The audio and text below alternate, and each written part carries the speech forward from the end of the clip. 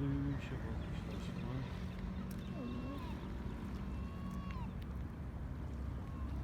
Bak hop gördü. Gelecek o. Gel gel gel gel. Adam böyle yaptı.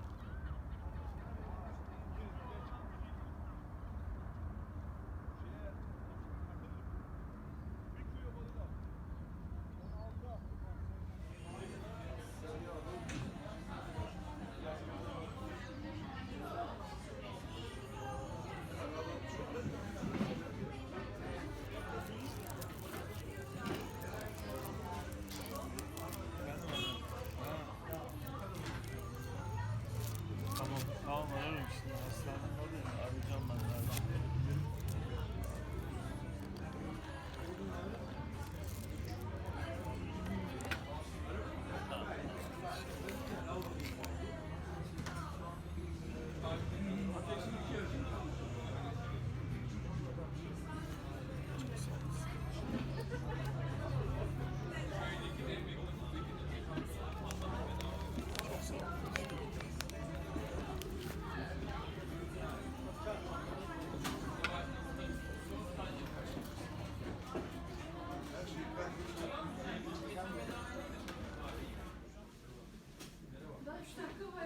Bir çerezman yapabilir miyiz?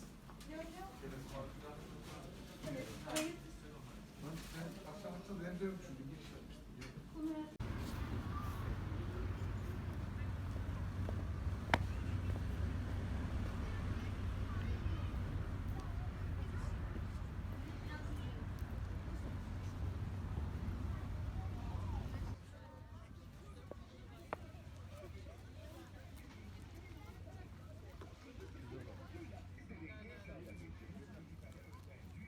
Yok yok. Bir şey yok. Olsa vereyim. Sadece sevgi istiyorum. Yok yok yok.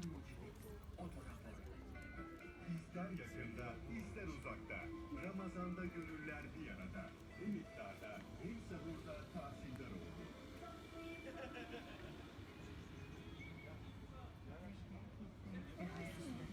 Tamam yok yok. Yiyecek bir şey yok lan. Merhaba kardeşim. Bunlar mı var?